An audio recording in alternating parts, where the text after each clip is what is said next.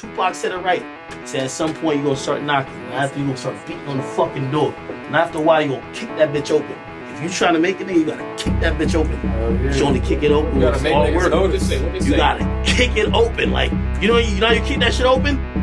Nigga, if y'all niggas ain't finna hear me, I'm about to drop more music, work harder than y'all niggas, the most lit shit, and when I'm done doing that, y'all niggas ain't got a fucking choice. You gonna let me in somewhere or nothing. Yeah. Oh shit, make sure your TV on the fucking boy, living good. Hey. You got a compliment there, Henny? No, Bill's about to go to the store too. Alright, what's your name? Where you from? Yo, it's your boy DJ Akademiks, man. I don't even know where I should say I'm from. I'm really from the internet, but you know, I'm out of New Jersey. A lot of people don't know that, but yeah, you know, I'm from Jamaica originally. I was born there, came to New Jersey, and now, you know, I'm still in Jersey, but I'm all over the place, you know, international. I'm trying to figure out what do you mean? You what went way? from fucking Call of Duty, kind of like hidden in the background, like no one knows who I am. I went to from like Shadow Leaf to This Is Leaf. That ninja, yeah. Blame that nigga. This Leaf, he's management right there. He's behind the scenes. It's an honor for him to be in front of the camera right now, because you're gonna be seeing a lot more of him. Because I don't know, recently he was just like, fuck it, I'm gonna be in front of the camera now. But Leaf's that guy, and if you know, you know. And how long you been producing for? Like technically 2 years. Whoa. Like engineering though is what Everyone knows that. yeah. That's crazy. Well, we about to step up into producing. Yeah. Where's the guys? Yeah. Okay, little mama, get big back in the back, that's a blessing. So how you hear about you first? How we hear about this? Yo, funny enough, so I'm online and I'm thinking about, I told people I had two ideas in mind, randomly. This I'm doing my streaming stuff, I had an audience, and I said, I want to do two things. I want to bring it to life, and I like to speak things into existence, but I put it out there first. I said, the first thing is, I want to be able to put on the people that helped put me on. So there was a bunch of people who just watched everything I have to say, this and third. They made me relevant in the culture of hip hop and music. And I said, how can I repay y'all? Because at the end of it, like, I'm just not one of those people who have ever been put on because of, you know, hey, you know, my uncle's Jay-Z, or, oh man, I got a Rockefeller tire, or, you know, Diddy's my cousins. No, never that. It was always the people that put me on. So I said, hey, there's two ways. I'm gonna kick open the door and I'm gonna do something that's kind of like parody rap, and I'm gonna rap at first, right? Also get people off saying, yo, Ak, you don't really know how music really goes, because I could say I put out records and I've done projects and I've done these things. Then the second thing I said, I wanted to create a compilation project where I could put some famous people along with regular people on the same project. I said that's unheard of, but that's the only way you could really ingratiate people that you really feel fuck with you. Then I'm on Twitter one day and somebody tweets me a song and the song is fucking fire. And they were singing it as if it was like, they were me. They were like, yo, That's your life. they got me feeling like I'm academics. Can't ride the, and I was like, whoa, I ain't gonna lie to you. I took that nigga song. You know what I mean? But I was like, yo, I gotta do the song. Like, this song could go into what I'm gonna create as like this parody, satire, satirical thing. Just to cut, it's still unclear if it's serious or parody. No, it's serious now. It's serious now. It's definitely back in serious the now. day, it was fun. I think it was. I don't know. I think it was still debatable. Well, I mean, It was even now, enjoyable. even now, it's just a little bit debatable. But here's the thing. It's a mystery. So I fucking took the song and I'm like, damn, how am I gonna ever record this shit? And for whatever reason, I'm like, damn, I'm thinking about it. I'm like looking up studios, this and third. And I'm like, I don't even know where to start. And by the way, somebody's probably just like this. Like, you don't even know where to start because you want to record a song. Maybe you wrote something down and you got a melody in mind. And I mean, granted, I have a cheat code, right? So one day I'm talking to my guy like 6ix9ine, and he was like, yo, bro, So I told him, I said, yo, you know I gotta find like a studio. And I kind of did it conveniently because he was like, yo, I'm recording every night. Yeah. I was like, you know, I gotta find a studio to like record this song. And I think this song is really good. And he's like, yo, bro, just come record with my guy. He's like the best. He's like, he records all my shit. And I'm like, wait, a major artist, engineer will record me? And he's like, yeah, of course. He does anything for me. And I got in contact with Lee and we set up a session. Oh yeah. And I come in and I'm the fucking worst. I don't know what to do. Yeah. I don't even like, to be honest, if you've ever sung in the shower, sung in front of a fan, or sung in the car, you think it sounds amazing. Until he mutes all the vocals and it's just you on the beat and you're hearing yourself back and you're like, fuck, that is not how it is. So I went through the painstaking process of humbling myself and learning from the Wiz, who, you know, I remember just kind of even listening to my headphone. He was like, no, that's not how you do it. Say it like this. And he would kind of like change his voice. And I'm like, what the fuck is he talking about? But at the end of that whole recording process, I realized, fuck, this is something that I've never thought I would be able to do. This song was amazing. Song's fire, yeah. I was listening to a bunch and I dropped it. And we did 1 million in a week on YouTube. And everyone was like, yo, this shit's so fire. And everyone was like, yo, this is so great. Like, it sounds so good. And I'm like, I still don't know how to record because it's like teaching a kid how to ride like a bicycle. If they give you training wheels, you don't really know how to ride a bicycle. You just kind of rode.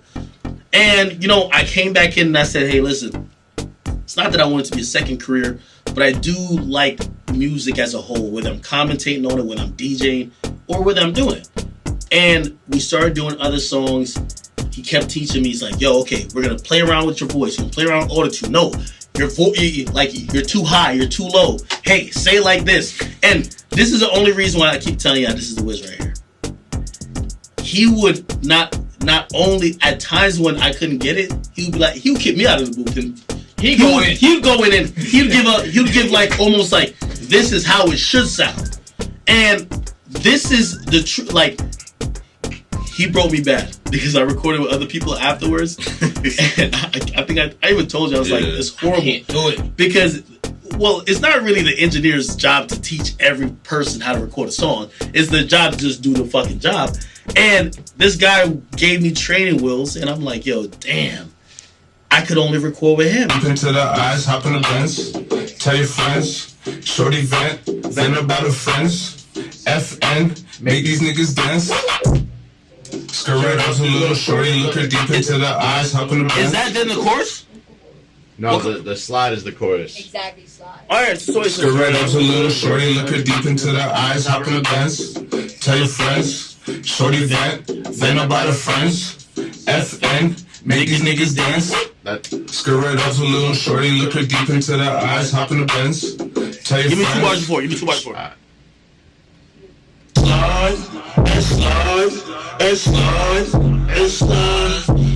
Skirt right out to little shorty, look her deep into the eyes, hop in the Benz. Tell your friends. Shorty vent about her friends. FN, make these niggas dance. Okay, yeah, nah. Alright, what up? We got Akademiks in here. He pulled up. Yeah, we're on track. We're calling it.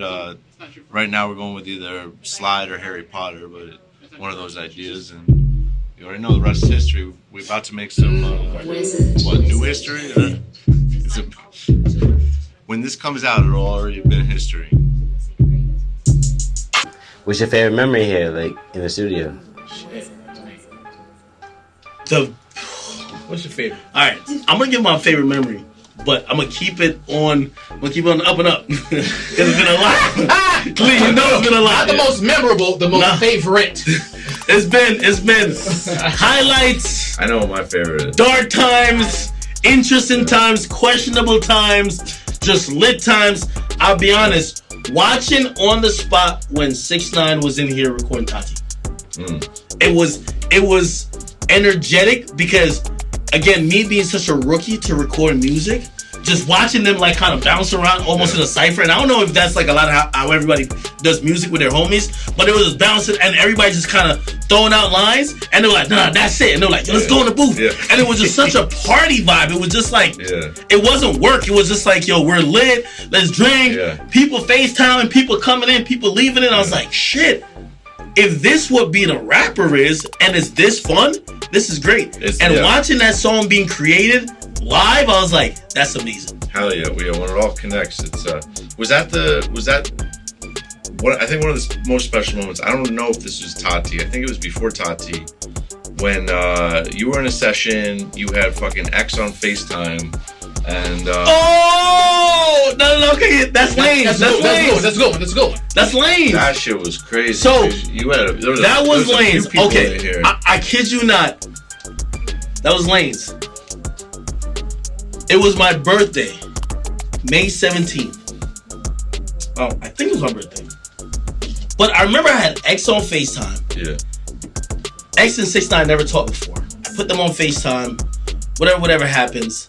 And maybe I'm blurring dates together, but I also remember it was like my birthday, and I remember 6ix9ine had showed up to the studio, and he said to me, he said, yo, happy birthday. And, you know, I've supported him, you know, in a lot of ways in his career, and, you know, he knew, like, I was having fun, because, you know, for me, like, you have to start out with music as just purely fun. You can't just think about the financial upside of nothing like that, and I was like, yo, this is fun. I like doing it. I'm coming here, something I've never done before. I'm conquering, I'm trying to conquer something new. And I remember he said to me, and I think this is the same session. If it's not, I'm blurring sessions. So it's fine. And Lee's sitting right there, and he says, "Yo, find a beat." And Lee finds. Yeah. I'm thinking this is a dude who got the song. Niggas, if y'all, so I'm thinking it's gonna be the most aggressive, like, yo, we about to kill them song. All of a sudden, Lee gets a song and straight pop shit, like, dun dun dun dun dun, and I'm like, what the fuck? And then anyway, 6ix9ine's like, oh, this is fire. Anyway, he does the song literally probably in like 8 minutes. Yeah. And he says, yo, Ak, this is your birthday present. You get on it. And I just thought that was so genuine because, you know, there's so many people who see you trying to work towards a goal, but sometimes people feel like they're too big to kind of like show you some love. Yeah, facts. You know what I mean? Like, you see a man working and you be like, yo, I'm too big to even like stand next to him. And he was just like, nah, whatever. Yeah. And I always respected that. And Lee was the one who found the beat. Then Lee, after we had some like, you know, copyright stuff, Lee was the one who was the main person fucking reproducing the shit and getting reproduced. Yeah, it was someone else, but no, of course, but you Shotwick. You definitely were involved. Oh yeah, totally. But that whole time just felt like we didn't know that what would happen later was gonna be the result of anything. Yeah, we were just having some really good times. And that's just one of those things, like, you know, as I record content, whether it's like music or like I'm doing podcasts or I'm like just recording any type of visual content, you never know what will end up being that. Like, we're all here now. This is a special moment. You never know what will happen in the future. Facts. You never know if, like, yo, this might be the last moment until this nigga, like, blows up in the back. Yeah. You know what I mean? Now he's a fucking mega star. You know what I mean? And it's like, you get to think about his moments and be like, yo, at the time, I didn't think nothing of it. Yeah. But now it means the most, so. Facts. Yeah. It's one of those things. Oh my God. Lee, I'm telling you, I'm trying to get Lee to taste, man. Hey, that tone of voice right there. Bro, dale. I'm trying to get Lee to taste. I got it. Hey. Come on. Gang, bitch, it's on gang, yeah, that's on gang. She a thoughter, had a dodger, Harry Potter. I'm gonna do some pay on bitches when they cuddle. Make it pop up, make it grab it back and pop up. I just got over the gang, bitch, it's on. You know what's up? Gang, bitch, it's on gang, yeah, that's on gang. She a thoughter, had a dodger, Harry Potter. I'm gonna do some pay on bitches when they caught her. Make a pop up, make a grab it back and pop up. Let's catch that last. Grab it back and pop up. What's the feeling getting in the booth? The feeling getting in the booth? The feeling in the booth. Oh shit. Yo, you know, I got people here who definitely probably record music way more than me. So like maybe their feeling is different.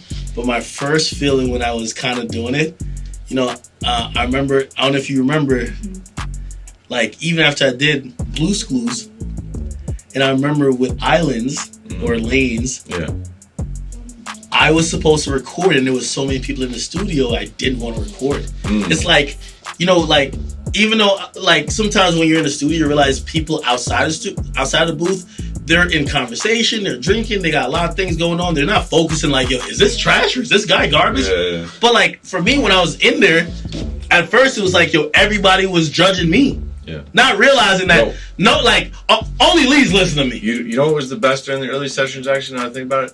Fucking Yas was, oh yeah. She was fucking dancing and shit, like. No, she was like really hyping us up. Yeah. And really, I needed that because, like, you know, I needed that too. 6ix9ine, he would be like, yo, that's trash. And I'm like, oh my, you just felt like. You would say that to him too, though. Yeah.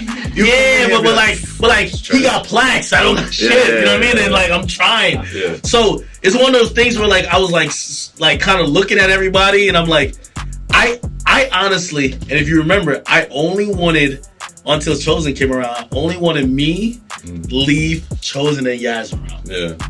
Because I felt everybody was judging him. Yeah. And like being in that booth is a little bit of burying yourself. You're kind of listening, and I'm relying on Lee, but I'm also thinking there's a group of people out here who's probably constantly seen through the facade. Like, that's how I feel. We when know, I am in the booth too. We know you haven't been recording for years. We know this is your 5th time recording, and that shit is like, even though, you know, I'm on mic and camera all the time, like in other professions, but that shit is, it's kind of like burying your soul. Yeah. And slide. I kind of like saying that. I just got off that we could slide, like, you're on to the next shit. I like that. That was a good idea. Keep that status. I just got up where we could slide at night. What do you think a place like this means to the community, like to the hip hop community? Man, I'm gonna be honest. Yo, Lee, like, I don't even think you've like internalized how much this place probably means. Like, you know, like, for Lee's accolades, he could be in any studio in the world charging ridiculous prices just for, like, you know what I mean, great visuals, amazing AC, this, that, and third. But there's something about here that always feels like the startup. That always feels like it's polished but unpolished. It's raw and uncut. And coming in here, I was definitely less, you know, I recorded one time without you in LA when me and Lil Boom, remember we were there? Yeah. And I felt like I was like, damn, this is like real pressure. Here it felt like homegrown.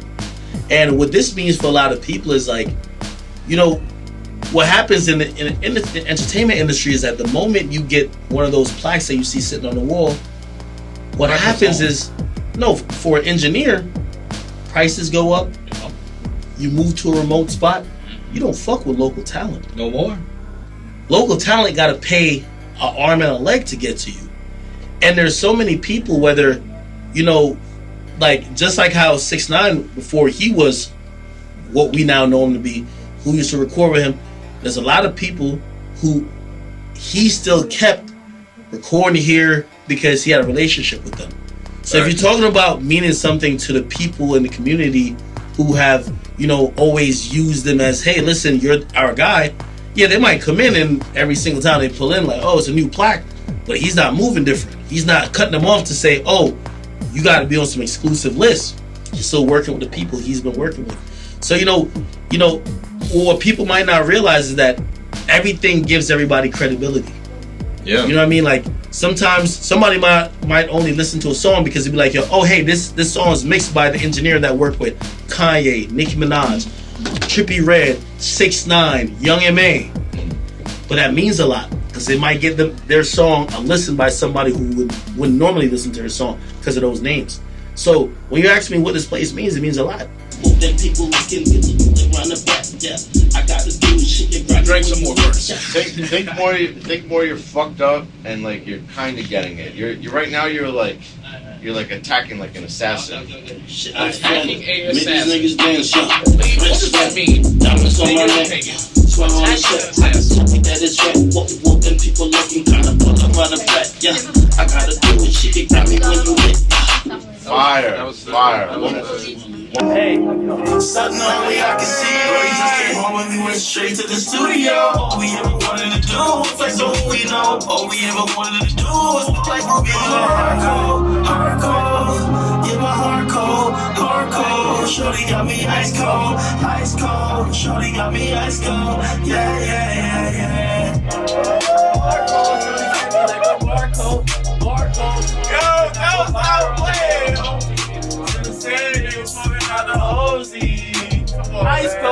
Ice cold, tight plate, but I might smoke. Hydro, come on, man. There we go. Alright, but it ain't gonna be every song. You know what I mean? Some songs you gonna think is popping, people ain't gonna think it's popping. But that's why you gotta fucking keep doing it. You gotta do it every day. You do it every day. You do it every day for a year, guarantee you're gonna have at least 10 songs. Remember this, 365 days, you have at least 10 songs. That nigga's gonna be like, this shit fire. You recorded them shits, somebody gonna fuck with you and be like, yo, let's do a video. I'm telling you. But wait, here's the thing. The only point I'm trying to make is like, yo, the only thing it takes at first is your effort. You gotta put the effort in. You got mad free time. Slide and slide and slide and. Nah, I don't want that. We good. You got it? I was just like, damn, pull up with this bitch. She was topping. I'm like, damn, I got game, yeah. I got game. Then she told me that she wanna fuck again. I told her, you have to be humble enough to know a studio is a studio. And what I've seen Lee done, like, I don't care if he was working on the back of his fucking car. I would rather him than a studio who you could, it looks so amazing, you can put on the gram a million times, because you get to realize it's all about the engineer. Slide and slide and slide. Scroll right up to little shorty, look her deep into the eyes, hop in the Benz. That DMX flow, we start dropping roll. I'm the